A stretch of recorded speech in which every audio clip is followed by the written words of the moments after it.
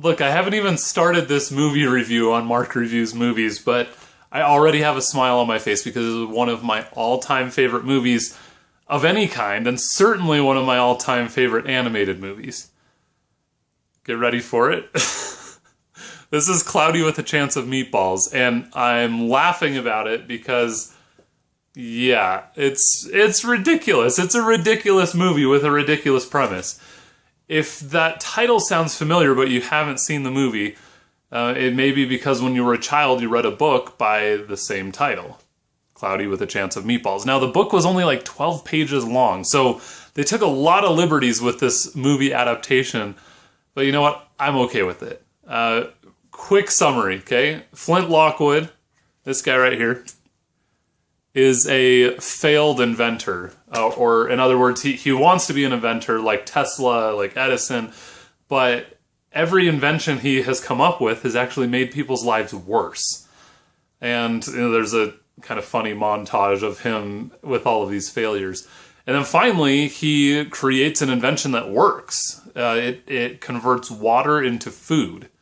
And anyway, things are going great because people like the fact that food starts falling from the sky because this thing, long story short, his invention flies up into the air and he thinks that it's gone forever, but then he discovers that it's actually working because it rains cheeseburgers. And then he discovers that he can wirelessly send different orders to his machine and it will rain whatever he has requested. So he's making custom order requests for different foods to fall from the sky. So his small town turns into a tourist destination. People are coming from all over the world to experience it. But things go horribly wrong as this thing starts to create bigger and bigger food and starts to do things unpredictably. And he and his band of friends have to kind of work together to take it down. I love the movie, and I'll tell you why. Not because of the the storyline per se, although it's pretty entertaining. But there's so many jokes in here that you would miss unless you were an adult and you kind of had a perspective on these things. And it has a lot of really good voice actors. Mr. T is in this movie. They don't even show him. He's on the back here. Mr. T is the voice of the police officer. They have Al Roker, Neil Patrick Harris, Will Forte.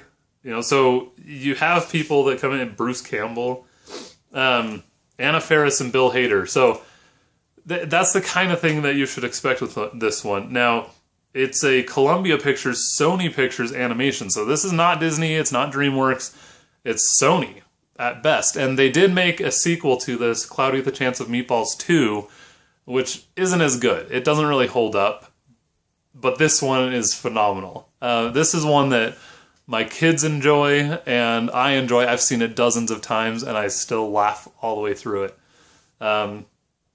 It's full of puns.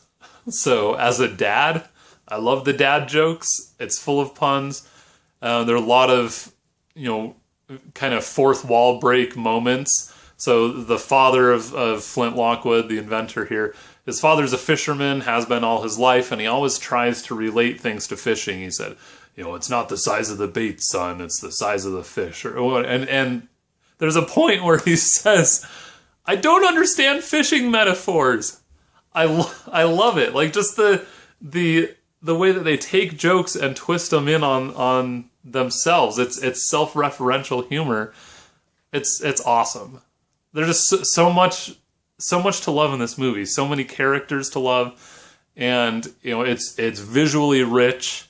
It's extremely imaginative. Really, almost nothing objectionable in this at all. He has a pet monkey that at one point is throwing its poop. But you know what? I believe, rated PG. And mostly it's for some of the comic peril that they're in as their world is coming to an end. But go watch it. If you haven't seen it, absolutely go watch it. Watch it with your kids if you want. Watch it on your own if you want. I will admit I have watched this on my own before because I just like it that much. All right, that'll do it. It gets my endorsement.